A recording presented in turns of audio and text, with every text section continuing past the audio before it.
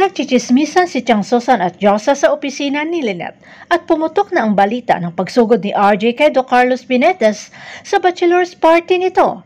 At pagkalabas si RJ sa building ay may isang misteryosong tao na pumukpok sa kanyang ulo. Dagdag pa ni Chang Susan ay masama pala umano ang pag-uugali ni RJ na sumugod dito sa kay Do Carlos Benitez. Dinig naman ni Giselle ang pagmamarites ni Chang Susan na dinalaw si Lynette sa opisina nito. Bumanat naman si Giselle na unang-una ay kilalang-kilala niya si RJ bilang kapatid niya at sinabi ni Giselle kay Lynette na mas kilala ni Lynette si Annalyn at pinalaki niya ito ng maayos at hindi sinungaling. Sinabi rin ni Giselle na baka nga may tinatagong ugali itong si Carlos at baka lalabas o madiscover lamang ito ni Lynette kapag kasal na sila ni Carlos.